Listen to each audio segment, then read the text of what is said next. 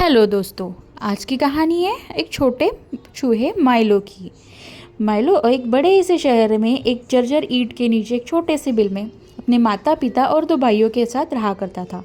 लेकिन माइलो अपने दो बड़े भाइयों की तरह बिल्कुल नहीं था। वो था बहुत ही जिज्ञासा भरा।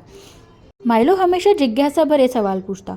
वो हमेशा सोचता कि क्या बाहर की दुनिया कितनी बड़ी होगी, सच में इंसानों के पास में इतना खाना होगा। और सबसे ज़्यादा सोचता पनीर के बारे में, जिसकी कहानियाँ उसने हमेशा से सुनी थी अपने पिता के साथ। एक सुनहरा पनीर, सफ़ेद दिखने वाला।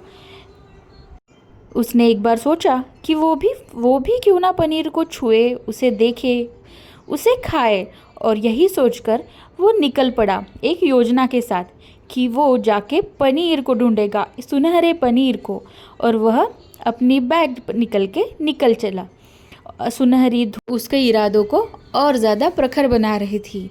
उसके मज़े लेते हुए माइलो निकल पड़ा, सोचते कि वो कहाँ जाएगा, क्या करेगा।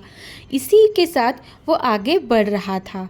वो बड़ा ही उत्साही था और चलते चलते वो बहुत दूर आ गया और आ गया अपनी मंजिल के पास, एक दुकान के पास। वो अंदर गया और उसने देखा कि आजू बाजू बस हरी भरी सब्जियां, चॉकलेट्स, सारी कुछ चीज़ें, रंग बिरंगी चीज़ें रखी हुई थी। वो उसे महसूस कर रहा था।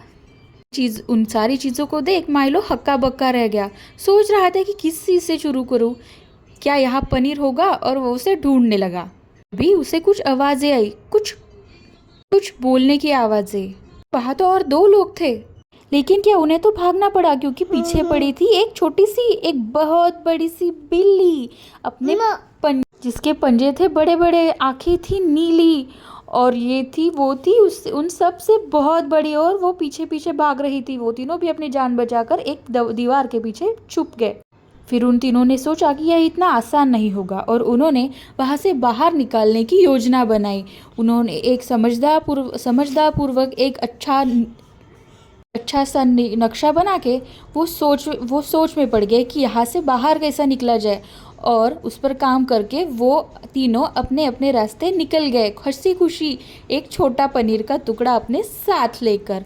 फिर से मिलने का वादा करके वो तीनों निकल पड़े। उसमें थी एक गिलहरी और दो चूहे माइलो की तरह।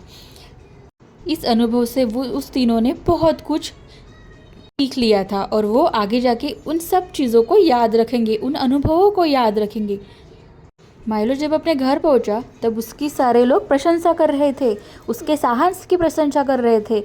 और आखिरकार माइलो ने अपना सपना पूरा कर ही दिया, पनीर को खाने का, उसको देखने का। तो दोस्तों, क्या आप भी माइलो की तरह अपना सपना पूरा कर सकते हो?